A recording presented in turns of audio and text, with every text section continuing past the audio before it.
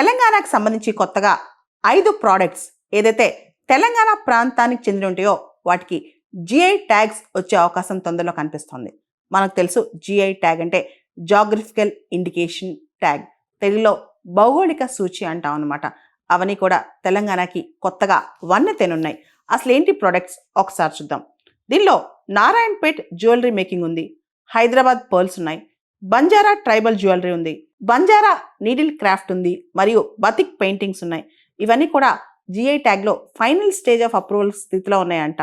And వీటన్నిటికీ త్వరలో GI tag వచ్చే అవకాశం కనిపిస్తుంది అనమాట తెలంగాణ నుంచి. మనం చూస్తే నారాయణపేట్ జ్యువెలరీ మేకింగ్ అనేది చాలా high quality gold and silver ornaments చేస్తారనమాట. చాలా ప్రిసిషన్ వర్క్ అనమాట, సూక్ష్మంగా డిజైన్స్ చాలా అద్భుతంగా ఉంటాయి. దీనిలో మరాఠా మరియు సౌత్ ఇండియన్ క్రాఫ్ట్మెన్షిప్ ఉంటుంది అనమాట. అండ్ ఈ డిజైన్స్ ఎక్కువగా ఆర్కిటెక్చరల్ ల్యాండ్స్కేప్ అంటే గోపురమ్స్ ఇవన్నీ పెట్టి కాస్త చాలా ట్రెడిషనల్ స్టైలిష్గా ఉంటాయి అనమాట.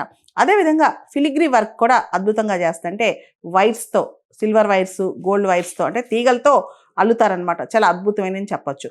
అదేవిధంగా హైదరాబాద్ పర్ల్స్, హైదరాబాద్లో ముత్యాలు, చాలామంది హైదరాబాద్లో ముత్యాలు కొనుక్కోవడానికి షాపింగ్కి వస్తూ ఉంటారనమాట. వరల్డ్లోనే చాలా ఫేమస్ హైదరాబాద్ పర్ల్స్. దీనిలో చాలా అద్భుతమైన డ్రిల్లింగ్, డైవర్స్ వెరైటీస్ ఉంటాయి.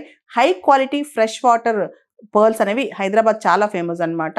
అండ్ అన్ని బడ్జెట్లో మధ్యతరగతి వాళ్ళకి, దిగువ మధ్యతరగతి వాళ్ళకి, పేదవాళ్ళకి, హై క్లాస్ అందరికీ రకరకాల పర్ల్స్ అవైలబుల్గా ఉంటాయి హైదరాబాద్లో.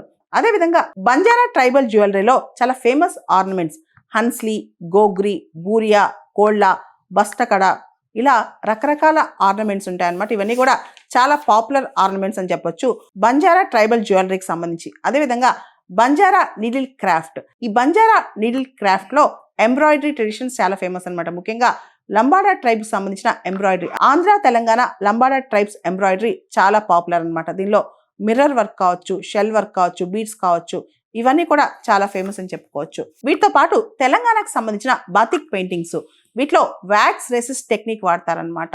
ఈ పెయింటింగ్స్ చాలా చాలా పాపులర్. దీనిలో లేయర్డ్ డైయింగ్ వాడతారనమాట. అంటే మల్టిపుల్ కలర్స్, ఒక్కొక్క లేయర్లో ఒక్కొక్క కలర్ లేయర్డ్ డైయింగ్ టెక్నిక్స్ కూడా వాడుతుంటారనమాట. ఇవి చాలా ఫేమస్ బతిక్ పెయింటింగ్స్.